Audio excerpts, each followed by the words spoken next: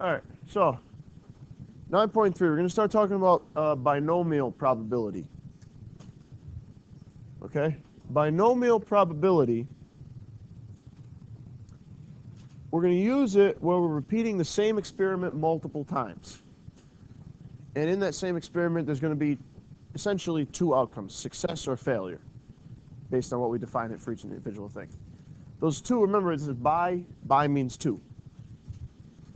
Two things. So for instance, flipping a coin 5 times, there's two outcomes that could happen each time, heads or tails. And they'll ask questions like, what is the probability of something happening heads 3 out of 5 times? Or if they, they could say getting 5 things or not if you're pulling, just grabbing handfuls of stuff. Different success and failures. The formula that we're going to use in any of these problems that you must have memorized, because it's not on the reference sheet, it's not on anything, you're going to need it on your test, you're going to need it on the Regents, is NCR P to the R Q to the N minus R. And we're going to go over this. First off, what's that big C mean? Sure, remember this. Combination. Combination, and just like last time, N is the total number of trials, and R is the number of events. P is the probability of success. It means the probability that the event will occur for one time. So for instance, in that coin example I was telling you, the P is the probability of heads if I just take coin and flip it. I don't care how many times I'm going to do it, just that one time. What's the probability of it? Q is 1 minus P, is the probability of failure. So if you have something that happens 70% of the time, your Q is going to be 30%, or 0.7, 0.3.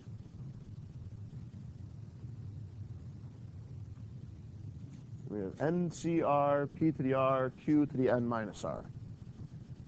That term, this is going to give us, this is what our probability is.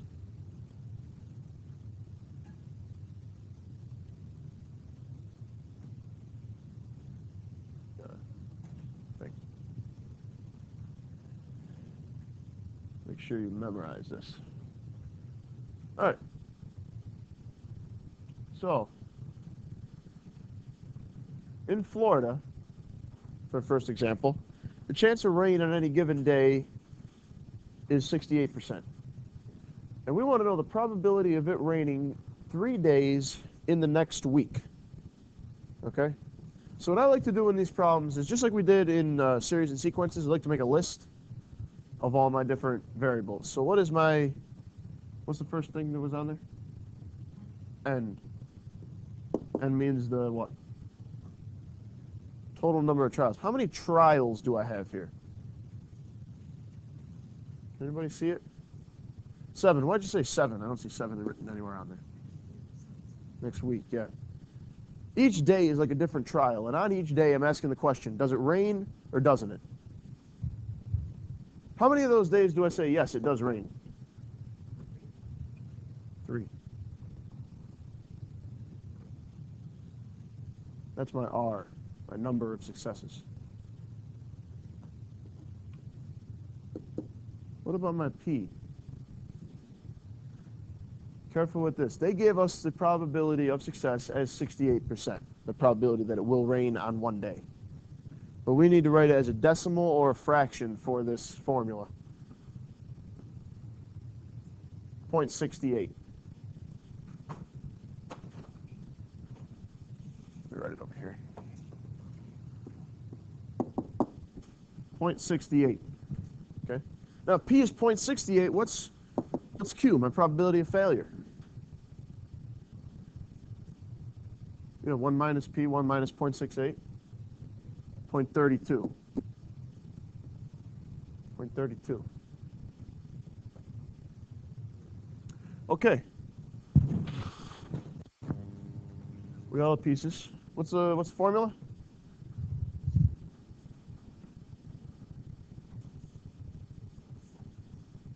Seven. C. 3. 0.68 to the third 0.32 to the 7 minus 3, which is 4.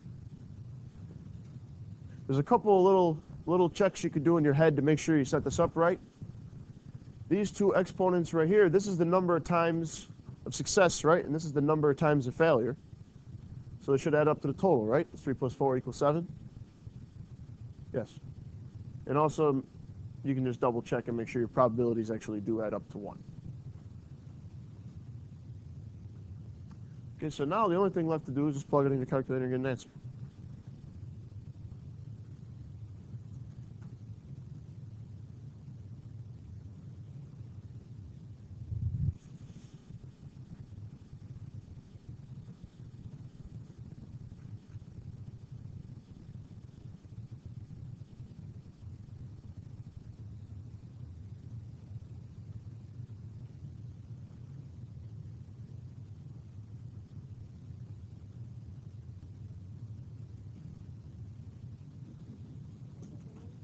Huh?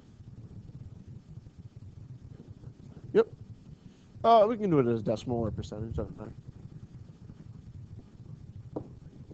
0.1153, we'll round to 4. Yeah, we'll round it to 4. So that's approximately, what? Percentage. Yeah, about 11.5%. Remember, probabilities are always a fraction between 0 and 1, so I can write that as a decimal like that, 0.1, 0.2, 0.3. You're going to find with these, they come out, well, your calculators give you the fractions, so you might not see as much. But in general, these come out to not nice fractions, like 1/4, 1/2. They come out to kind of decimal things like this. Okay? So, not too bad. The biggest thing in these is reading through the problem and really thinking about, okay, what's my n, what's my, same as the other probability. The whole thing with probability, you got to read the problem real carefully and find the information that's hidden in there. They don't explicitly state it. So let's give this one a shot. A die is going to be rolled 5 times. What's the probability that exactly 3 out of the 4 rolls are greater than 2? Set up your list. Okay.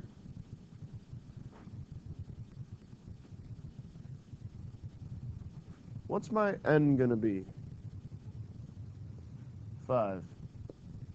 N equals 5. Oh, and I'm sorry, I should have told you. This is 3 out of 5 rolls. I don't know why that 4 sneaked in there. Yeah. Die's going to be rolled 5 times. You want to know the probability exactly 3 out of 5 were greater than 2. So my n is 5. What's my r? 3. Okay. 3 times. What's going to happen 3 times? I'm going to roll something greater than 2. What can I roll for something on a die to be greater than 2? 3, 4, 5, or 6. So what's my probability of success on any given trial? 4 out of 6. 4 out of 6. You have to do a little bit of reasoning with this one. Okay? Everybody see where I got the 4 out of 6 from. So if P is 4 out of 6, what's my Q? 2 out of 6. 2 out of 6. Okay, so I can either leave those as fractions and put them into my formula, or I could change them to a decimal. If you put them in as a fraction, just make sure you get those parentheses right with the exponents so you're raising the whole thing. Okay, but try it right now. Plug it into your formula. See what you get as an answer.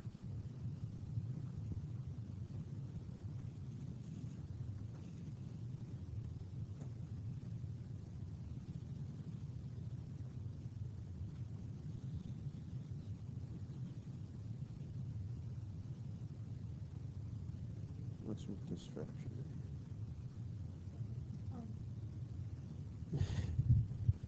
You got it right. You just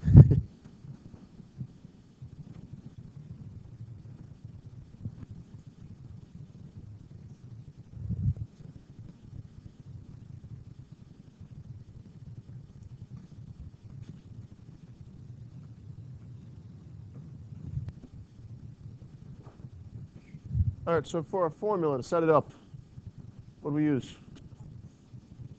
5c3 4/6 to the third, 2/6 squared. Okay, yep. And we think just in our heads to make sure. 3 and 2 add up to 5. And we got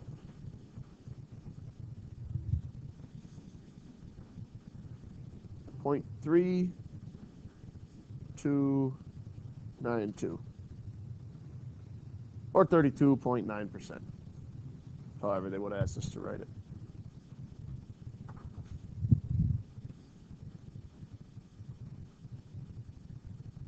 Okay, now there was a key word in this problem. Did anybody see which one it was? Somebody catch it? Exactly.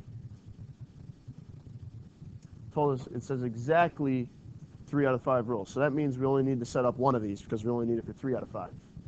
We're going to see later, we're going to come up with something where we're going to have 2 or 3 of these binomials strung together.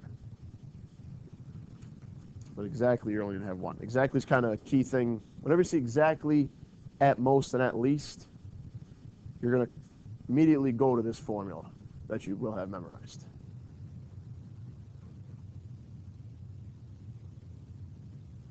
All right.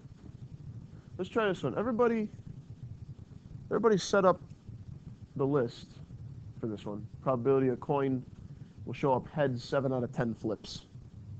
Set up your list, your N, R, P, and Q. Okay, and then show me once you got that.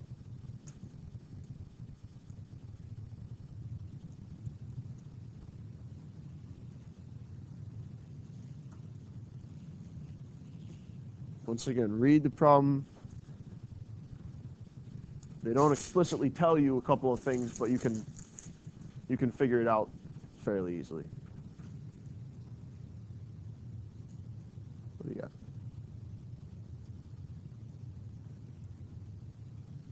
So probability of success. What's that? What's defined as a success? The success is only in one event. One event, one trial. So there are 10 trials, right? 7 of them are going to be successes. Each trial can either be a success or a failure. What's a success?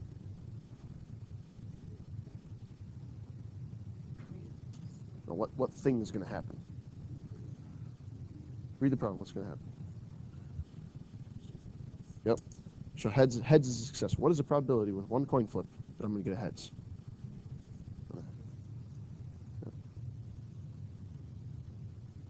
Should I do that? All right. There's a group. Flip the coin. See if you can get it to work out. Just flip it 10 times. See what happens. We'll run a little experiment. How'd you guys get it? All right. We're gonna go over it. Yes. All right. So guys, let's go over the list before we go any further. What's my N? What's my total number of trials? 10. How many of those trials do I want to be successes?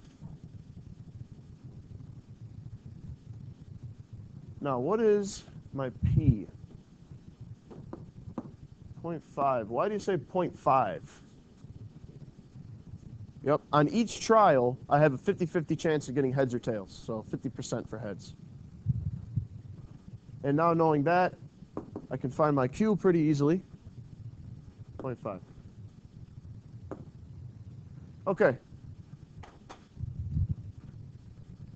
Plug this into your formula, get an answer, and then I passed out quarters to you guys. As a group, flip the coin 10 times. We'll see if anybody gets this, and if we expected it to happen or not.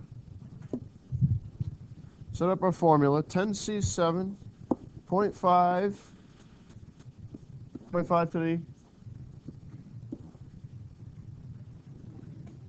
0.5 from Q now to the third, and we got 0.1172, or 11.7%.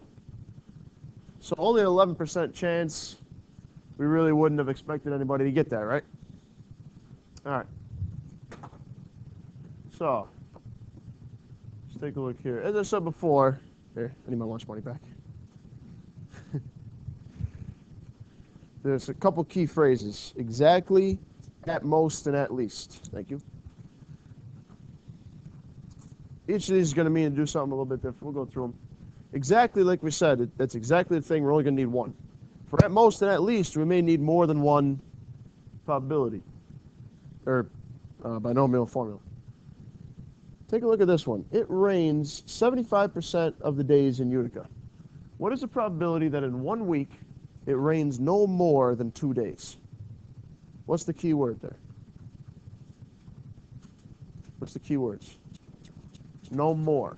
Rains no more than 2 days. So if it rains no more than 2 days, how many days can it rain? Rains no more than 2 days. Oh, can it rain? It can rain 2 days.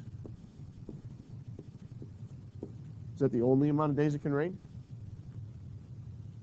If it can rain no more than 2, it could rain only 1 day. It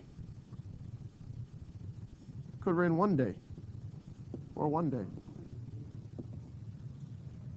Anything else? Could rain 0 days. Could rain 2 days, 1 days, or 0 days. Or 0 days. What do these ors mean? Add. We're going to add. What are we going to add up this time? We're not going to add 3 different combinations. We're going to add 3 different what?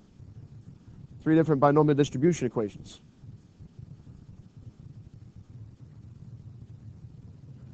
For our first one, for 2 days. Well, actually, we should set up our list first. Usually, you're only going to have to set up the list 1 time when you have these. It's usually not necessary to set up 3 times because stuff will remain constant. What's my n, my total? 7. How can we say 7? 7 days in a week. They say it, but they don't say it. So n is 7. What's my r? 2. In this case, I'm doing 2. But my r's are going to change for each of these. It's pretty much the only thing that's going to change. What's my probability that on 1 day it's going to rain? 0.75, perfect. And if that's 0.75, what's my q? 0.25. Okay, so for the first part of my formula, what's it going to be? 7? 7c2 times 0.75 squared, because r is 2, 0.25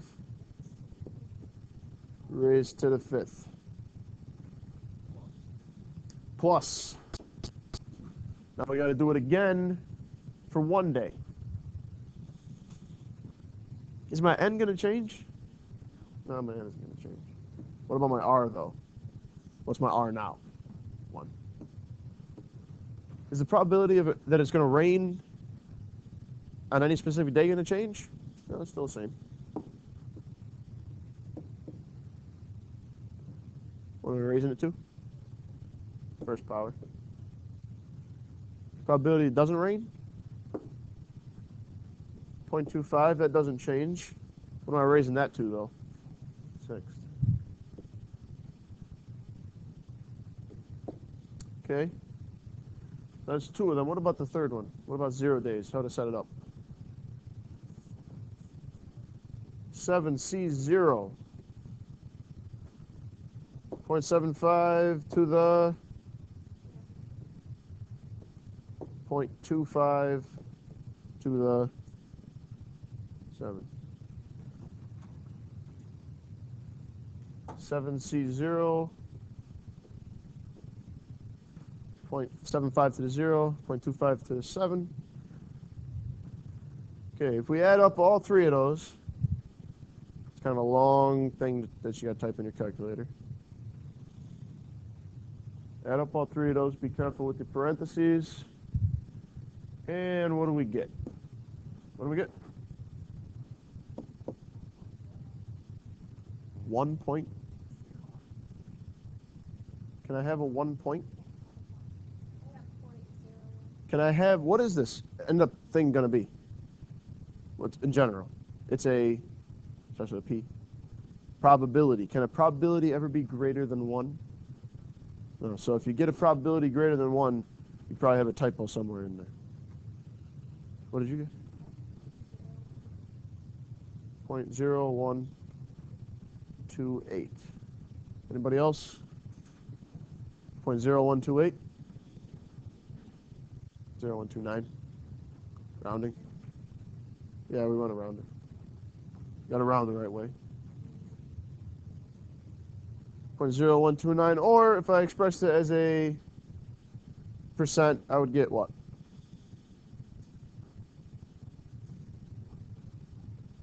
Move decimal point 2 places, it's like 1.3%. All right, so remember, the key to that one, what I would do when I have these things like no more than, at most, at least, I want to write it out sometimes in, like I did here, in regular English, 2 days, or 1 day, or 0 days. That's what I'm looking for. And then I can kind of see exactly which ones I need. Let's go, we got time for one more. Give this one a shot. Joe makes a strike in bowling 30% of the time. What is the probability he gets at least 4 strikes in the next 5 frames? What's the key words there? At least. So go for it, set up your list. I'll come around and check your list before you plug it into the formula and start doing that. While you're doing that, remember your homework is pages 12 and 13.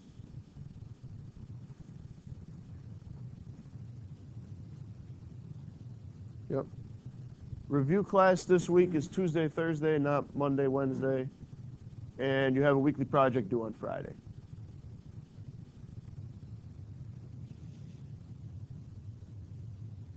So that's good for one of them, yep. For the first one. Because you're going to have 2, right? What's going to change the second one? Yep. All right. What is this if I were to like rewrite this in standard English? What would I say? Instead of at least 4 strikes in the next 5 frames. Either 4, so, well, 4 strikes.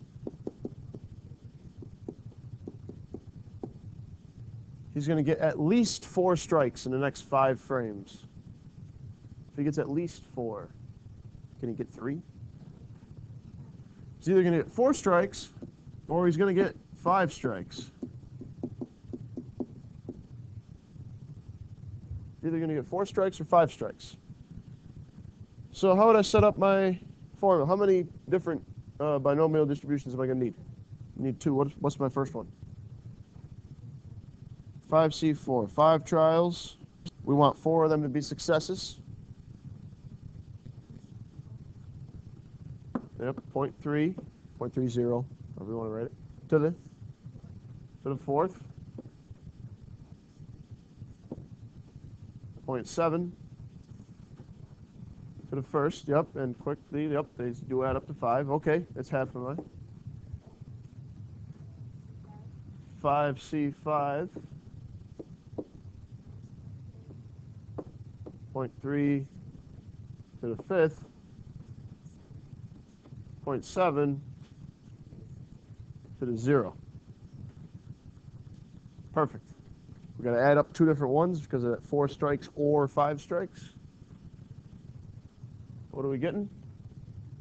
Anybody get it quick enough to do it out yet?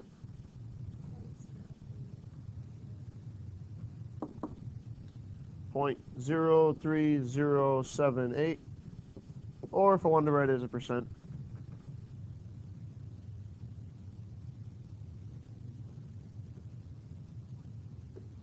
yeah, 3.1% approximately. Move the decimal point 2 places. All right, we'll stop here for today. Yeah, we're almost out of time.